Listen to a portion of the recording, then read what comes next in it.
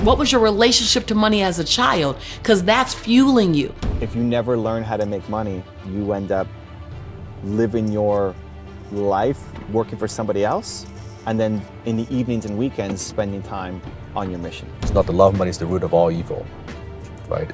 It's not true. Rise and shine! It's Entspresso time! Hey, Believe Nation, it's Evan, and every morning I bring you a shot of Entspresso to help you believe in yourself more and start your day with confidence. So good morning, grab your coffee, I believe in you, let's do this. Over to you, Lisa Nichols.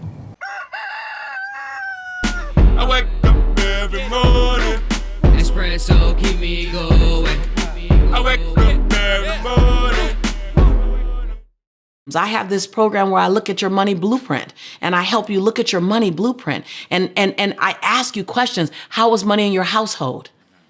Was it the source of argument, the source of contention and divisiveness? Because if so, you don't want money to divide you and your family. So you might not want to have money around, or you want too much because you don't want to be divided. You don't want to be judged, right? Or whatever. Or did it keep your parents away? Mm-hmm. Like, what was your relationship to money as a child? Because that's fueling you. That has an unconscious influence over you now. A filter of how you see everything. Exactly. Yeah. And you want to bring from the unconscious to the conscious. You might not be listening to it, but you definitely don't want it to have any unconscious power over you. So that's number one. Be aware of your money blueprint. How is money related to in your community? How is it related to in your house? What did you think about money? How is your faith attached to it? I used to think that literally in order to be like Sister Brown, who was like the most godly woman in my church when I was a teenager, she was amazing.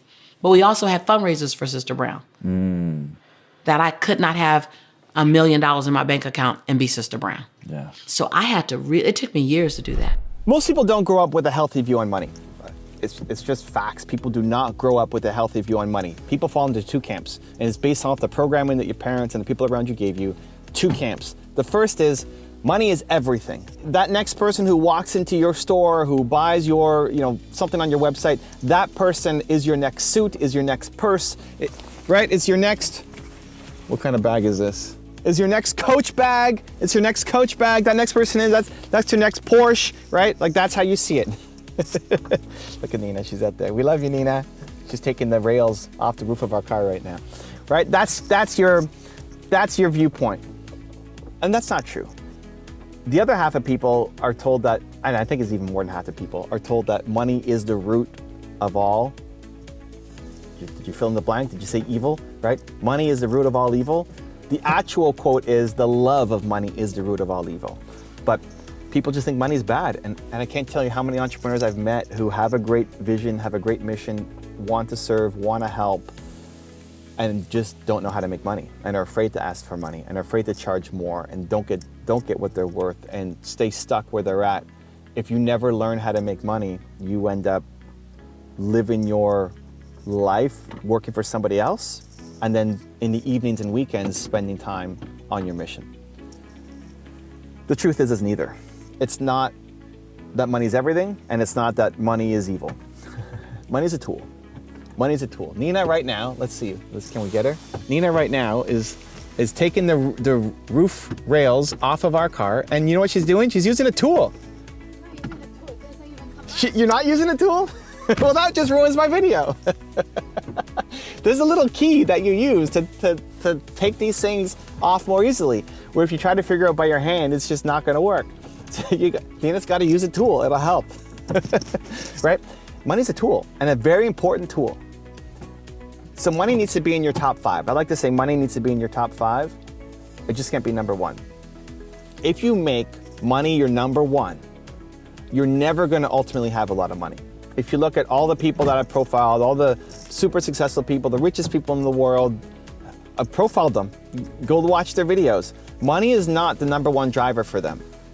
There's something above money. There has to be something above money, and that's your purpose, that's your mission. There has to be things that you would do no matter how much you got paid, even if it was free. I would still be helping entrepreneurs if I never got paid for it, because it fills my soul. And I remember that's what motivated me to actually start doing this, because I did a speech at a YMCA and 3 people showed up and it was absolutely free. And at the beginning I thought, this is a waste of time, and only 3 people showed up. And then by the end of it, I'm like, holy cow, I need to find a way to keep doing this, even if I never get paid. And I never thought I was going to get paid. Limiting self-belief back when I was 22, but I never thought I was going to get paid, because if 3 people show up to a free event, how do you ever make money doing this thing? Did you get them off? No, I can't take it off. No, I have not to yet? ask them. You got to ask who? Porsche? Yeah. All right. Sometimes the tool is getting other people to help too. I never thought I was going to make money doing it. And so I kept doing it because I loved it, because it filled me up. And so there has to be something. There has to be something that you love doing that you even if you never got paid to do it, you'd still do it, right? But money also can't be out of the top 5. If money is number 100 for you, you're never going to make money. And whatever your mission is, whatever business you want to run, even if you're a charity, you have to learn how to make money. You just have to. Because otherwise your mission dies. Again, you're living your life working for somebody else, because you have to make money to survive. And then on the evenings and weekends is when you focus on the thing that you love doing and serving others. But imagine if you could make money.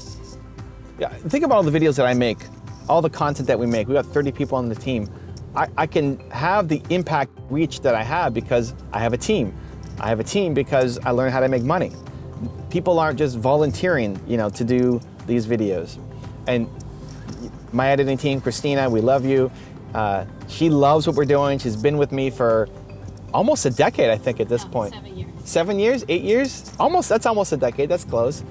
And she gets paid to do it, right? She wouldn't volunteer all these hours to make all these videos just for fun. And yes, you can get people to volunteer, and yes, some people will come and join your cause, but the ability to make money so that I can pay a team to help me allows me to have an even bigger reach. Imagine the difference for you just doing this mission of yours part-time on the weekends and evenings versus doing it full-time, having a team of people helping you. How many more people could you reach? How many more people could you help? How many more people could you save with your message? Because you figured out how to make money. So money has to be in your top 5. It has to be in your top 5. You have to get to the point where you know how to make money, but it just can't be number 1. So somewhere in 2 to 5, I don't care where it is. It's gotta be somewhere in the 2 to 5 range. It can't be number 1, and it can't be out of your top 5. When you do that, now you're starting to have the grounds of building a successful business. Money is not evil, money is not wrong. You make money by providing value. So how can I help other people? How can I serve them? How can I solve a problem? At the core of every successful business is solving a problem. There's people like who you used to be who need help. You can help them, you can guide them. Let's dive into it a little bit more. I haven't talked a lot about this. I don't think I've even talked about this at all on the channel, but in terms of setting up a new business, I think people see what I'm doing and they want to emulate it. They want to be the next YouTuber, and that can definitely work. But if you're not trying to sell a product or a service and you're trying to go mass, it just takes so long to get there. The mass market should not be your first. If you want to have a successful business, if you're thinking mass market, it's the hardest way to go because it requires the most patience, the most effort, the most capital, and you may not have 3 years of waiting, of hustling every day and, air quotes, waiting before you get a result. One of my favorite things to do is try to find the people who can pay you, who pay you a lot of money for what you're doing, and then go mass. This is how you get out of your job faster. You want to get out of your job immediately, you have to find clients who will pay you what you're worth. Even if your ambition is you want to solve this big problem, I love it, right? You want to solve a giant problem, I love it. It starts with few people paying a lot of money before worrying about a lot of people paying a little bit of money. A lot of companies go bankrupt. A lot of companies never take off the ground because they're trying to go mass too soon. So look at Tesla as an example, right? Tesla's a great example. Tesla, when they first started with the roadster. Ultimately, they want to make everything electric, right? They want to have zero gas cars on the road, right? Everything is going to be electric. That's the mission. That's where they're going. That's the vision they want to create in the world. Awesome. So how's the first step to create a roadster, right? Some crazy expensive car that nobody can afford except George Clooney and all these celebrities. Those are the guys who can afford it. Why start with a roadster? Because that can make you some money. Because impossibly hard at the beginning to make a consumer car available for everybody at a price point that's affordable. So they started with the Roadster, and then they went to a more affordable car, and now they're at mass affordable cars, right? And that's taken a period of years. Now they've got this giant mission again, right? But you've got a giant mission too. I look at Jeremy and Bo and people I've invested into. I started a YouTube consulting business with Jeremy. And Jeremy went from being a grocery store clerk earning minimum wage here in Toronto to, in his first year, closing 6 figures in business, to having a super emotional moment at the end of the first year to say, I earned more in this month than in my entire year of working as a grocery store clerk. Now he's, mid 5 figures every month. And it's amazing. And so how are we doing it? Well, it's targeting people who need YouTube help, who also have a budget. Because even if the bigger goal is, I want to help all YouTubers, I want to help all creators, I want to help the little guy who's just getting started, who's got a big mission and wants to share it. Awesome. That could work, but it's a long road to get there, where you can immediately start bringing value to people who already have a YouTube channel and helping them get a lot better, who have a budget, who recognize how important this is, who are already making money, and by you injecting you into there, they're gonna make more money, so they're willing to pay you more money, right? Bo, same thing. Bo, we started a company together where he's booking people to have guests. So if you have a podcast, you have a YouTube show, you need guests for your show, he is a master networker. He identifies with you who are the people that you want to have on your show, and then he'll go out and start to book people, right? Now, don't expect for a new podcast to have Oprah Winfrey as your first guest, right? It's great to have a dream list, and let's work towards that of who are the people who we could get on your show who'd have awesome conversations, and you can start leveling up your show. He's fantastic at it. Again, if we targeted people who have no money, who are just starting the podcast, Bo is going to be doing a whole bunch of work for almost nothing. Instead, we're targeting people who have a budget, who have a show, who are trying to build their brand, who value the expertise, who can afford to pay Bo good prices for what he's doing, right? That's where I want you thinking about the start. It's just a much higher chance of you having success, funding your mission, and getting out of the job that you've got that you don't like. It's thinking higher end, higher value. Think fewer clients, more pricing. Fewer clients, higher pricing. Fewer clients, charging more money, bringing incredible value to them, and then you use that to skip into the next step, right? High end, few clients, then you can go mid-market and charge a little bit less, and then you can launch your software, or launch your book, or have your mass market thing. Because I want you to get paid.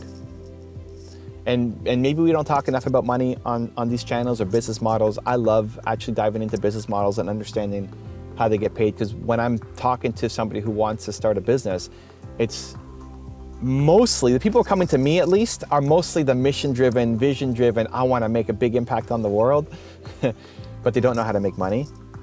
And a lot of them feel that making money is bad and they struggle with it.